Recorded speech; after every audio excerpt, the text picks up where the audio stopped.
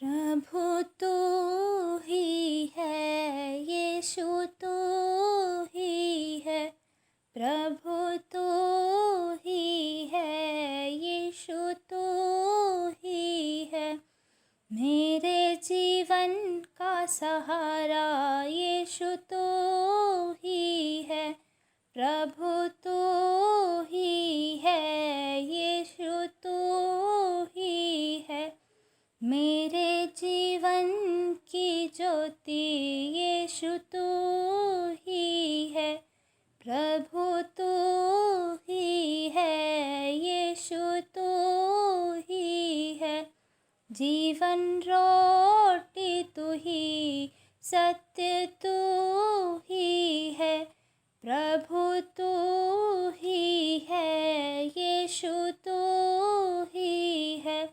Hallelujah, आमेन, hallelujah, hallelujah. आप सभी भाई बहनों को जय मसीह की। आज मैं आप लोगों के सामने एक और अपनी लाइफ की एक और गवाही शेयर करने जा रही हूँ। अभी 10-15-20 दिन हो गए हैं, 20 दिन से ज़्यादा हो गए हैं। जिस बिल्डिंग में हम रहते हैं उसी बिल्डिंग में एक और फैमिली रहती है और वो सभी फैमिली के सारे एक मेंबर को छोड़ के सभी कोरोना पॉजिटिव हो गए थे। और जब उन्होंने हमें बताया कि वो सभी पॉजिटिव हैं तो हम भी घबरा गए, क्योंकि हम भी एक ही बिल्डिंग में रहते हैं। और फिर हमारी समझ में नहीं आया कि अब हमें डर भी हो गया कि हम एक बिल्डिंग में रहते हैं, सारी चीज़ें एक दूसरे के साथ शेयर करते हैं, तो थोड़ा सा डर मन में था। फिर वो जो भी वो फैमिली है तो वो तो सब क्वारंटीन हो गए और डॉक्टर्स की टीम आई, उन्होंने अपनी फॉर्मेलिटीज़ करके उन्हें क्वारंटीन कर दिया। और हम लोगों को बहुत डर था और डर लग रहा था, क्योंकि उनके जो फैमिली में एक ओल्ड मेंबर हैं, उन्हें दूसरे दिन उनका फ़ोन आया कि मेरे हस्बैंड को फ़ोन आया कि भैया मदर की हमारी तबीयत बिगड़ रही है, उन्हें सांस लेने में प्रॉब्लम हो रही है, तो उन्हें हॉस्पिटल लेके जाना, लेकिन कहीं पे बेड खाली नहीं मिल रही। ये सुन के मैं और घबरा गई कि यहाँ पे बेड भी नहीं मिल रहे। तो मेरे हस्बैंड ने भी काफ़ी ट्राई किया, उन्होंने भी ट्राई किया। फाइनली फिर उन्हें एक बेड प्राइवेट हॉस्पिटल उन्हें लेके जाना था, तो उन्हें बेड फिर मिल गया। डॉक्टर का फ़ोन आया कि एडमिट करने आ जाओ यहाँ पे पेशेंट को। फिर वो लेके गए, अपने मदर को लेके गए और बाकी के लोग घर में ही क्वारंटीन हो गए। मदर को प्रॉब्लम थी ज़्यादा, तो उनसे उनका जो ऑक्सीजन लेवल था वो डाउन होते जा रहा था, तो उनको उसी समय फिर एडमिट कराया। और तो उनकी जो मदर है वो तो एडमिट हो गई, बाकी के सारे लोग घर में क्वारंटीन हो गए। और एक तरह से हम भी आना जाना हमारा भी बहुत कम हो गया, बाहर निकलना एकदम डर सा था कि हम लोग भी एक ही बिल्डिंग में रह रहे हैं, तो ऐसे में निकलना चाहिए कि नहीं निकलना चाहिए। तो इसलिए हम भी अंदर ही क्वारंटीन जैसे ही अंदर थे। उसके बाद क्या हुआ, फिर 1-2 दिन फिर जो हमारी बिल्डिंग में रहते हैं, फिर हम उनको फ़ोन बराबर करते, हम फ़ोन में बराबर थे उनके साथ।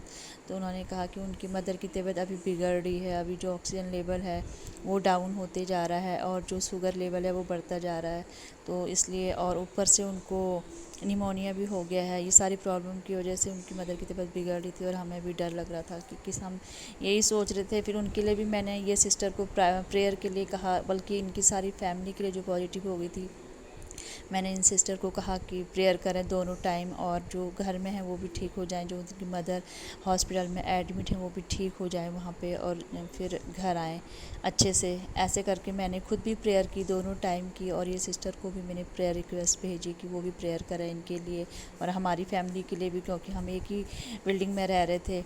तो क्या हुआ कि 2 दिन बाद मुझे भी फ़ीवर हो गया। और फ़ीवर हुआ, पहले मेरे समझ में नहीं आया कि मुझे ये फ़ीवर, डर बहुत था, क्योंकि मुझे जब ये हमारी बिल्डिंग के लोग जो रह रहे थे एक फैमिली, वो कोरोना पॉजिटिव हो गए, तो मुझे डर लगा कि ये फ़ीवर पता नहीं कैसा। मैंने 1 दिन, 2 दिन, 3 दिन, 2 दिन तो मैंने टैबलेट खा ली फ़ीवर की, लेकिन बाद में मैंने सोचा कि मैं बुखार को अगर ऐसे ही दबा दूँगी मुझे पता नहीं चलेगा मुझे क्या हो रहा।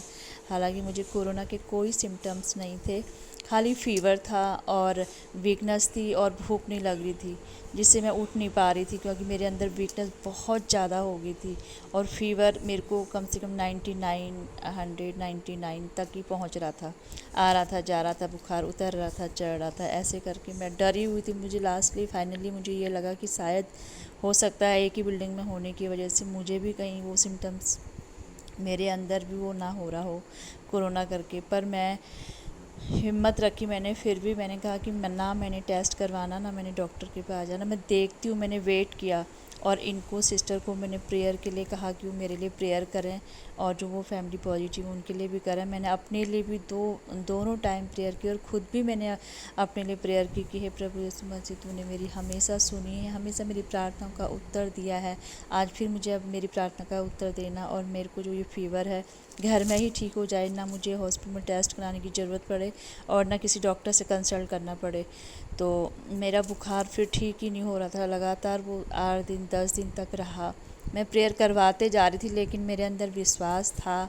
मैं ये सिस्टर को बार बार कह रही थी कि मैं ठीक हो जाऊंगी, मेरे को मेडिसिन नहीं लेनी है और मैंने ये प्रेयर ही करवानी है, बस प्रेयर से मैं ठीक हो जाऊंगी, मुझे ऐसा विश्वास है।